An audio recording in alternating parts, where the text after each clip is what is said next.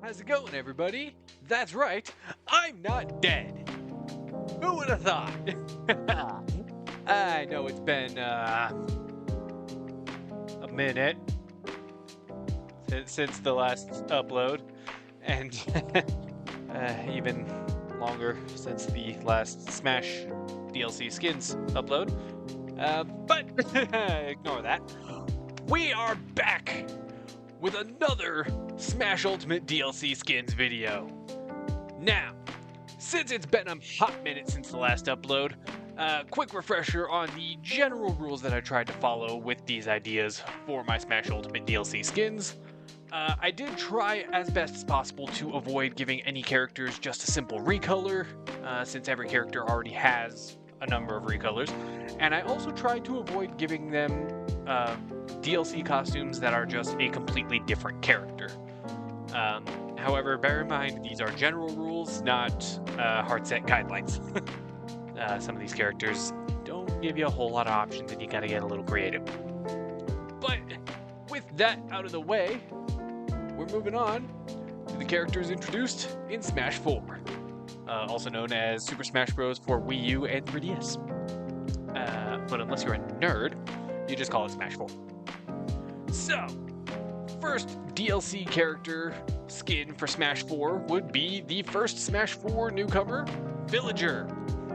And Villager actually already has a bunch of different styles, including different gender options, having both the male and female variants. So for Villager, I decided to go with two potential options to kind of keep the male and female skin numbers the same. And the idea that I wound up coming to was going with the Mario Kart Villager designs, actually, for both the male and female variants. Mostly because they aren't already in Smash, and they're actually fairly different from the rest of the Villager designs, which I think makes them work pretty well as potential DLC skins. Also, since Villager's customizable, there's not a whole lot of pre-designed skins to pull from, so the only other option that I would have really been able to think of was like, here, design your own Villager. But that would be really hard to implement. However, did not run into that problem for the next character on the list, Smash Fighter number 46, Mega Man! I fucking love Mega Man. But my god, does he not have any good skins! All of the options I could kind of think of for Mega Man off the top of my head wound up just being recolors because that's really all Mega Man has. So for a while, my thought was to go with a really bad skin, the bad box art Mega Man from the original North American release of Mega Man on the NES. Or SNES? I don't remember where Mega Man originally released. Either way, bad box art Mega Man was my first thought. But bad box art Mega Man is just that. Bad. So, I ultimately decided to instead go with Mega Man just simply without the helmet. You do occasionally see Mega Man roll up without the iconic blue bomber helmet, and in that case he's usually referred to by his, I guess, civilian name, technically, of Rock, or Rockman. So I think just having a skin based on Rock, which is just Mega Man without the helmet, is kind of the way to go there, mostly on account of really not wanting to use bad box art Mega Man.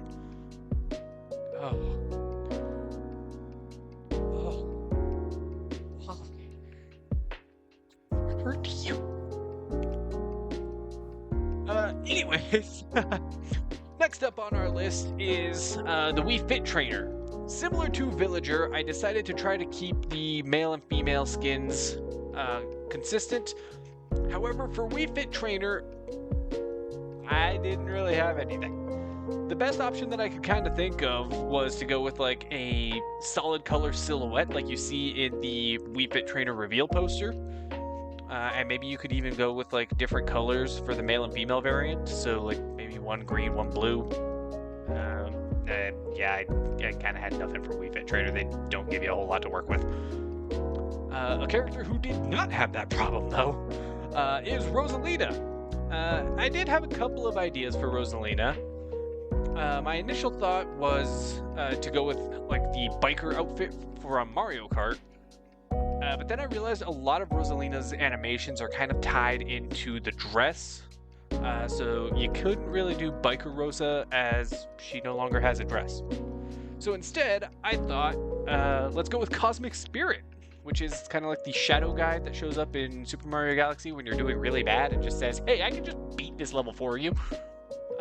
So for those of you who are good at Mario Galaxy, you may have never seen this, but for those of you who maybe are not so good at Mario Galaxy, you might have seen this a lot. It's quite literally just Rosalina with all of the textures replaced with like a generic galaxy-looking texture, except for the crown and the little emblem there on her chest. But personally, I think it's just really cool. Rosalina already has like a really heavy space aesthetic to her, so giving her a straight up just galaxy skin would just be a fun addition. I think it looks cool.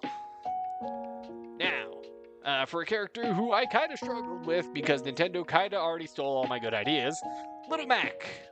Had we not have already gotten it, my ideas would have been the hoodie for Little Mac, the pink hoodie that he wears in the training montages, or even wireframe Mac. And Nintendo even had to one-up me and go with a wireframe hoodie Mac. So I kind of had to struggle a little bit coming up with an idea for Little Mac. But ultimately, I decided on the SNES version of Little Mac, where he's shirtless, blonde, different hairstyle. He's already sort of represented in Smash by that one Little Mac reskin that does have the lighter colored hair. But ultimately, I think this one does look different enough, especially on account of like the not having a shirt, having the large belt, which may or may not actually be implemented in the skin. But yeah, ultimately, I think SNES Little Mac is kind of the only option that you'd really have for a good Little Mac skin. Although, if you guys out there in the chat have any ideas, do feel free to throw them in the comments. I would love to see some better ideas for Little Mac, because like I said, this was kind of the best I had. Which sucks, because I love Little Mac. He's so fun to play. Yes, he's like trash, but he's so satisfying. Next up, though, is Greninja. Greninja, they kind of also stole my good idea. I would have gone with Ash Greninja, but they implemented that as a transformation in his final Smash, which kind of threw that out the window. I couldn't really make Ash Greninja the skin if we already used it for the final Smash. So instead, I looked to a game that gives Pokemon actual costumes, Pokemon Unite.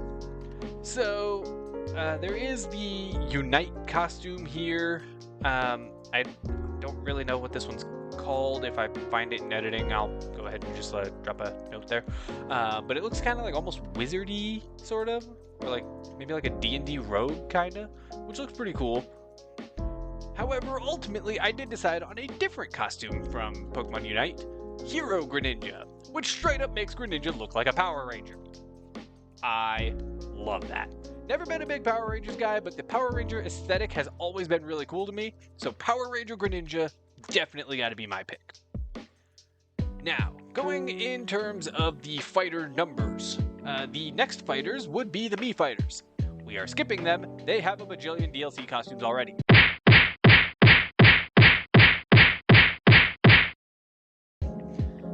So, the next character we're actually going to be discussing is Palutena, who's another one that gave me almost nothing to work with. Ultimately, I did decide to reference classic Palutena, since her design in Smash is based on Kid Icarus Uprising. So I found this image that I think could work really well as an inspiration, which is based on her appearance in the manual for the original Kid Icarus. It's got a slightly different design. Obviously, we'd have to retool the shield. But other than that, I think there's enough difference there to kind of make that work as a different Palutena skin. Now, here's one that did make me break my rule. Pac-Man. Pac-Man's default skins in Smash fucking suck. I hate to say it, but someone's got to.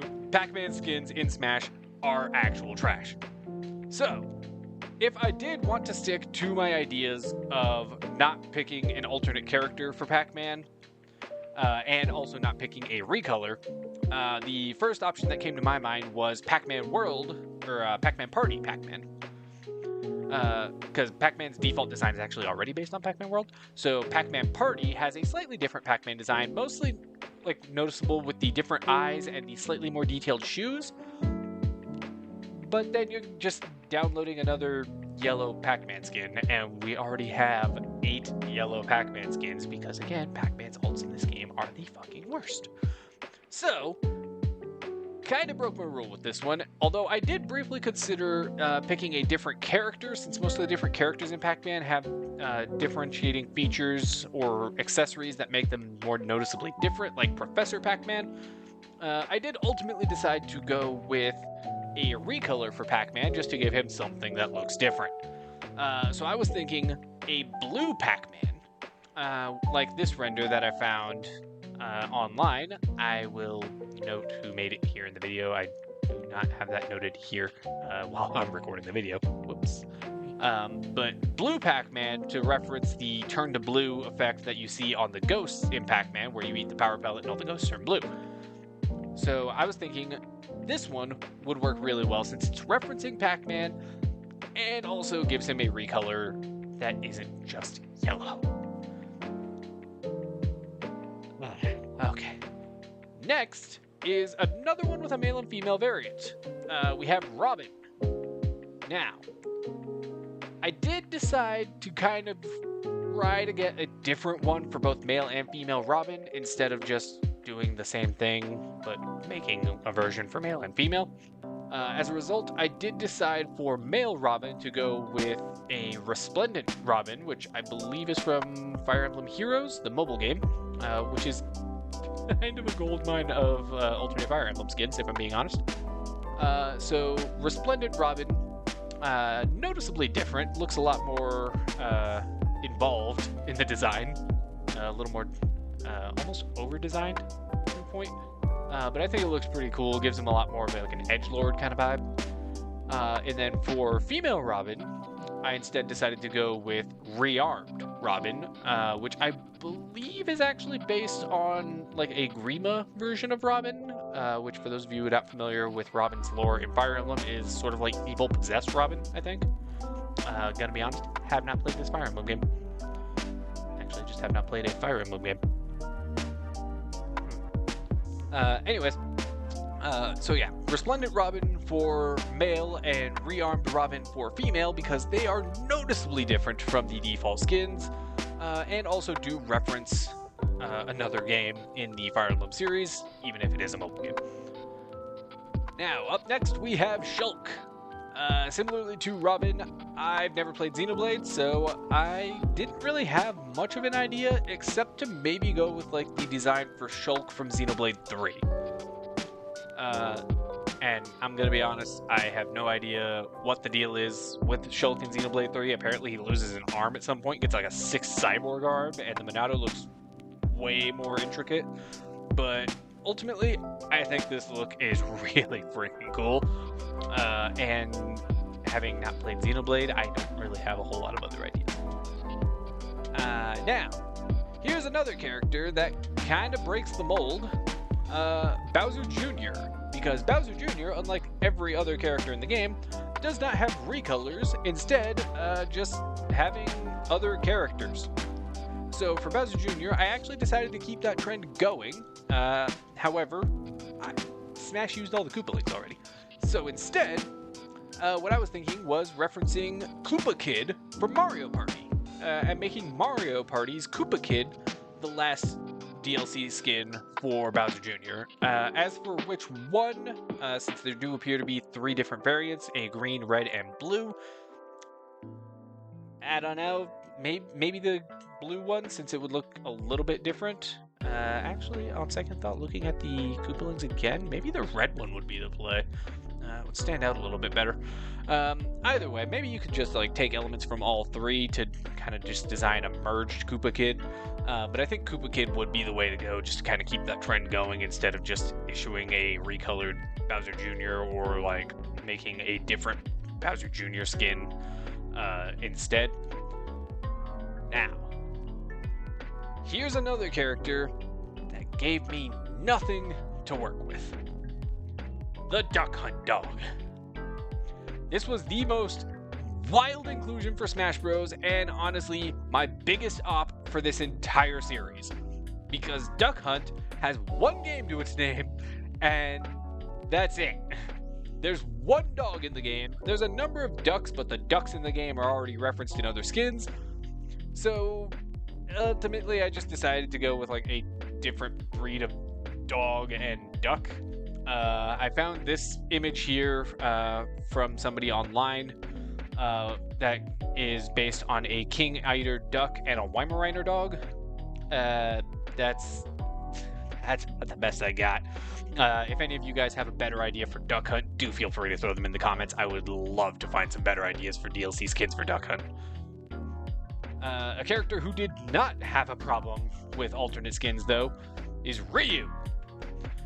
Ryu actually had a number of good options, to the point that I had trouble narrowing it down to just a couple of honorable mentions for this video.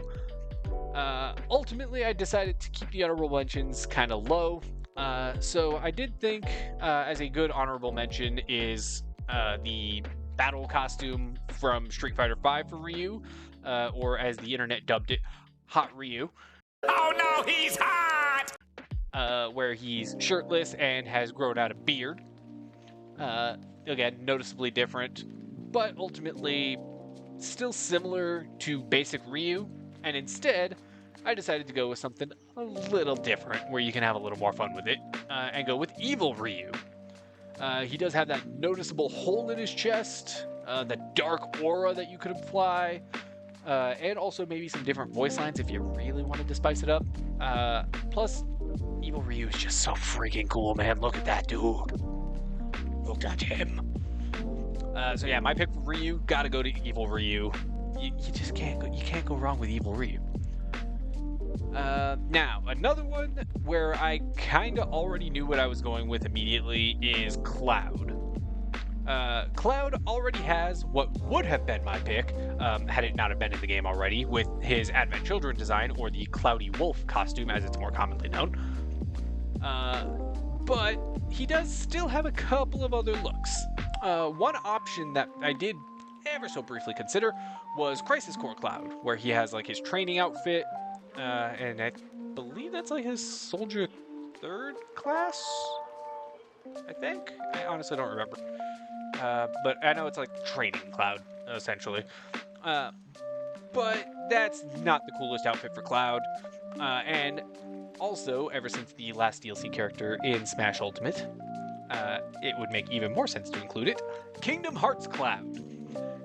Yes, I know this is technically just his default outfit from Final Fantasy, but with the scarf and the wing and the bandage wrapping on the sword. But fucking hell, this outfit goes so hard! Oh, I love Kingdom Hearts Cloud. That's my favorite look for Cloud ever. So, yeah, no contest. DLC costume for Cloud, gotta be Kingdom Hearts Cloud. It's easily his coolest look. And for those of you who are bringing up Kingdom Hearts 2, it's literally just the Advent Children costume with the bandage wrappings. That's not different enough to bother. You gotta go with Kingdom Hearts 1 Cloud. Yeah. Up next, another one with male and female variants, we have Corrin. And Corrin is interesting. Since the whole point of Corrin's game is kind of that you can choose between two different families depending on which version of the game that you got. And then they each kind of have like their own story and their own progression and designs and everything like that. I ultimately decided that referencing their nobles for those different families as Corrin's DLC skins would probably be the best way to go. I thought male Corrin could get the Nor noble, since female Corrin does already have a black skin. We would give the Nor noble to male Corrin, and the Hoshido noble to female Corrin. Honestly, there's not really a whole lot of other good options for Corrin. I'm sure I could find some if I looked. I'm sure Fire Emblem Heroes probably has some that I could pull from. But ultimately, I think referencing their base game with the nobles designs was probably the best option there for Corrin. So Nor Noble for male and Hoshino Noble for female Corrin would be my picks for the Dragon Heir. Now, Bayonetta actually was a little difficult, mostly because I didn't want to be basic. So Bayonetta already has designs referencing Bayonetta 1 and 2. Seeing as Bayonetta 3 came out so much later than Smash Ultimate, I am discounting Bayonetta 3. However, the Wii U release of Bayonetta 1 and 2 did have some alternate skins that you could equip, which I believe also gave her different weapons. So, for example, there was like Metroid Bayonetta, where she's wearing a variation of Samus's armor, or Star Fox Bayonetta, where she's essentially just cosplaying Fox. Ultimately, I decided against using those because they're basic. They're just referencing another character who already exists in the game, and not really showing off much of Bayonetta's personality or things from her game themselves. Instead, I decided to go with Sunday Best Bayonetta. To make it work in Smash, you may need to nix the hat. Frankly, I am okay with that, albeit a little disappointed. But Sunday Best Bayonetta is really cool since Bayonetta really only has one white colored skin, which is the one sort of themed around Jean, which also involves a lot of red. So this would be a nice contrast to the rest of her skins. And also, just look at that shit. God, she looks fabulous. This woman could step on me and I would say thank you. Alright, but for numbered fighters in Smash 4, that is actually the last ones, but that is not the end of the Smash 4 newcomers, because starting with Smash 4, we actually have the first characters referenced as Echo Fighters, which, for the sake of simplicity, I just kind of threw at the end of the game that they were originally introduced in. First Echo Fighter for Smash 4 is actually Lucina. So Lucina, again, I kind of had to just pull from Fire Emblem Heroes. One of the first options that I found that looked really cool was Resplendent Lucina. I really dig like the almost wing-looking cape that she's got going on there. All the extra color really kind of pops and contrasts with the rest of her skins. So ultimately, I do think Resplendent Lucina would be the way to go, but another option that could be considered is Bridal Lucina, which I believe the render that I have here is from Fire Emblem Warriors. Ultimately, though, the reason I decided against this is similarly to the reason I decided against Biker Rosa. Lucina doesn't wear a dress, so there would probably be some issues resulting in some of Lucina's animations if you were to suddenly give her a dress. So I think ultimately going with Resplendent Lucina is probably the better option. And for the last character that we will be discussing today, we have the Edgelord himself, Dark Pit. I'm gonna be entirely honest, Dark Pit has like no alternate designs. So I had to pull from fan art here. And I found this picture of Dark Pit wielding the 3 sacred treasures. Ultimately, I think this would be really cool, especially since I believe for Pit, we did also decide to give him the 3 sacred treasures as his DLC skin, so I think having that nice comparison between the two would work really well, especially if you were to make Dark Pits all silver instead of gold like Pit's. Once again, just have that nice little contrast there, since Dark Pit does also have the silver bow instead of the Palutena bow. So, yeah, that's actually the last of the Smash 4 characters. So, as always, if you guys do have any ideas that you think would have looked better, or just want to throw some words my way, feel free to drop some comments down below. And I do always read the comments, so by all means. And keep an eye out for the next video, where we discuss Smash Ultimate's newcomers and all of their potential DLC skins that I would give them.